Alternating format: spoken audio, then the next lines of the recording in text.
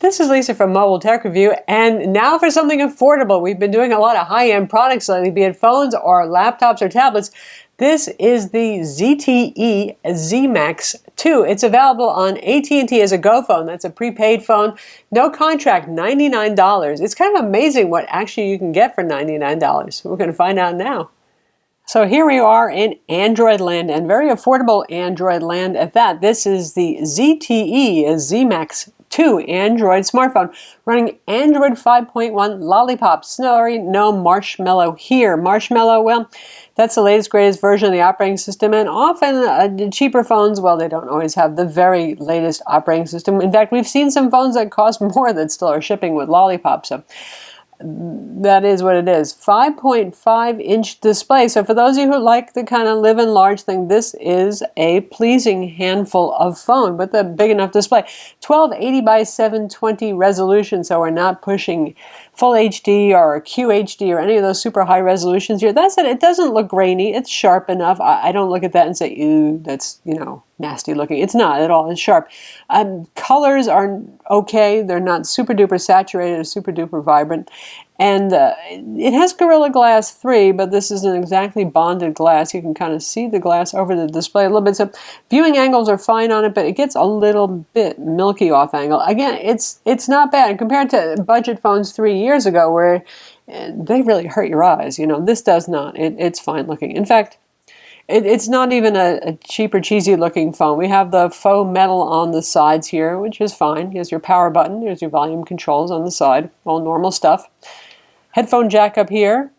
Nothing going on that side except for, the little grab spot, and that's because it actually has a removable back. That's something that's nicer. Sometimes affordable phones have that more often than high-end phones that are all unibody and stylish. Notice it looks like there's 2 speaker holes here. Well, nope. Take that off. Here's a speaker mesh right over here, and this looks like microphone holes. Sound only comes out of this side, but it is a loud speaker actually, and this has Dolby Digital Plus audio. It's a pretty good sounding phone. 3000 milliamp battery that is removable, so you can swap in a spare on the road if you need to. Your SIM card slot is right here. Again, this is an AT&T Go phone, which means you can use it on a regular AT&T as well, but that means it's just a prepaid phone. You don't have to sign up for any kind of monthly agreement with them.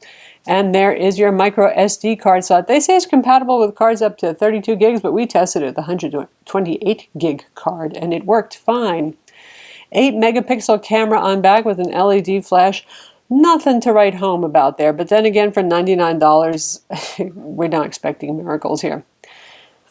Your usual removable black cover, kind of a stippled texture there. Not quite as interesting as the Samsung Galaxy S5's back cover, but it's serviceable. It's not bad looking actually at all. It runs mostly what looks like pretty stock Android, but something different that as you press and hold to unlock the screen. Just because we're all used to swiping, that seems a little bit different and strange, but other than that, launcher is fairly straight stuff right there that you're used to seeing with Android, and if you pull it down, you've got your immediate settings, and then further settings over here. You got your Dolby on and off, and then you can get to your full settings just by tapping there.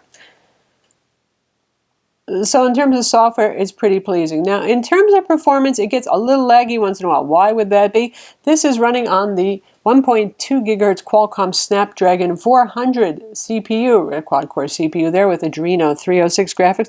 You remember the Snapdragon 400? Yeah, that's a lower end sort of chipset there, not super duper fast. 2 gigs of RAM, that's decent, especially for a $99 phone. They could have given us one, so it helps with multitasking.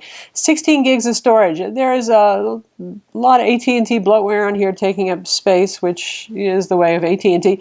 This is also available in other markets in other countries as an unlock phone, so you'll probably have more space and less bloatware right there. Other than that, you've got pretty much just the standard Android stuff. WPS Office has been added on here. We have a usage manager. Not too bad, again, for the price. In terms of performance, this is Antutu benchmark. You can see it scored 24,671. That puts it at the lower end, not the bottom of the barrel, though. And let's take a look at our 3D Mark score. There's our Ice Storm Unlimited score, 4437. Now, the fastest phones on the market that cost $600, which right away isn't a fair comparison. It's going to score 22 to 28,000 to give you an idea of the difference. Quadrant, it scored 13,399, about half the score of kind of a high-end flagshipy phone, a little bit less than half. So Geekbench 3, it scored 476 single core, 1393 for the multi-core test. So somewhere between a third to one half of the fastest phones. But the question is, do you need that much speed? I mean, the phone, it works just fine. It can play YouTube. We'll launch YouTube and check out our own channel so you can see it, in fact, and you can hear the nice speaker. This is Lisa from Mobile Tech Review, and finally, I know you folks have been very patient waiting for this. We had a number of mishaps trying to... As our Nexus 6P review, and the volume is at about 60% right now. That's pretty loud and pretty full sounding, so I'd say it's fairly premium audio for an affordable phone. It's not bad, and actually the screen looks pretty nice too. This review unit here, finally, it's the Nexus 6P, big Nexus on the... It's doing the job just fine. We're using Wi-Fi right now. It has single band 2.4 gigahertz Wi-Fi 802.11-N and Bluetooth 4.0. No NFC, no dual band Wi-Fi AC, so that's another thing you're giving up. It does have LTE 4G, including the newest bands available on AT&T being supported here. So data speeds on this are as good as any phone on AT&T's network currently. No complaints about that. Now, in terms of voice quality on this phone, it's a little digitized. It could be a little bit clearer. Outgoing voice is actually better than incoming voice. I've got an earpiece right up there. It's not unusable or anything like that. It's just not the best that we've heard. Again, for $99. It gets the job done, though. So how about the camera? The software is not bad at all. We've got control for the flash over here, timer, switching your front and back, various settings. This can record 1080p video at 30 frames per second. And we've got a couple of things that don't rotate their orientation, which is kind of funny, but you've got manual mode that gives you control over your ISO, your white balance, all that sort of thing. Pretty fancy for this 8 megapixel so-called budget phone. Fun, well, some things are not really exactly fun, but their version of HDR is more like a fun effect because it oversaturates things. This is just not to compensate for starkly lit scenes, really. It just kind of amps up the colors. You got your panorama, multi-exposure, smile detection, special effects, that sort of thing. So how are the pictures that it takes? Here is a front camera, 2 megapixel front camera selfie. That is pretty milky and pretty bleh. Not so great. This is pretty flowers here. I've used these flowers often for testing phones and even for cameras, and at first blush it might look good, but and this is kind of soft, mostly fluorescent indoor lighting. Look at how, despite the fact the lighting is very soft, it has misexposed this flower. It's kind of going into indistinct blobby whiteness. Again, for the price, what can you say? The colors are not bad on it, though. The colors are kind of pretty. Now we have, this was kind of partially in shade, this area over here, so it did a pretty good job of the colors. Again, the sharpness as you zoom in really isn't that fantastic, but it's not bad either. So I thought, well, let's try HDR mode. And what we got was the kind of funhouse effect. See, the shadows have turned kind of blue, purple.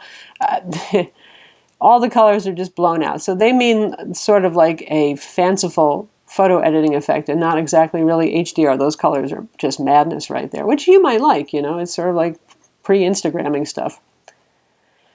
So there's the camera, 8 megapixel on the back, 2 megapixel on the front. Again, for $99, hard to fault it. It's not bad at all. One thing it is good at is battery life, because the Snapdragon 400 is a low power consumption, low speed quad-core CPU.